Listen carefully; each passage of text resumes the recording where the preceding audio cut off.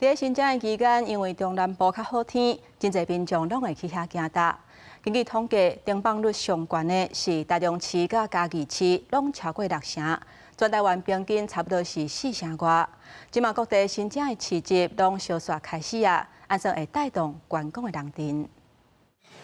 店内拢无位，早顿去食是一分接一分。10几个员工是接咧包便当，来家己旅行食一碗在地的好食面。鸡肉饭是真侪人第一个选要食的，就算是2到暝嘛是同款。东北季风或是比较湿冷，对，所以这边天气蛮好的。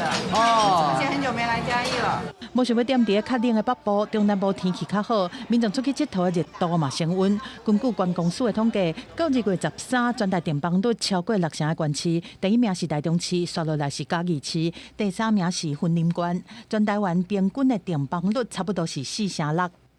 台北的消费比较高一点，这边比较低，而且我觉得轻松，很轻松。去年来这边人比较没那么多，今年就是下午大概4点5点人就开始多很多了，比去年多1倍。 全台湾各地过年限定的市集，嘛是规家伙仔出去佚佗的热点，亲像高雄新乐街和屏东潮州过年的市集，陆续对2到暝开始营业。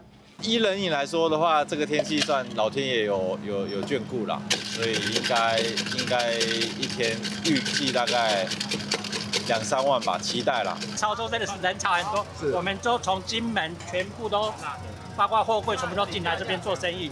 大中下关市下海来赚红包钱，过年的市集要食要啉要佚佗，啥物拢有。有记伫规个过年的期间，人拢是叉。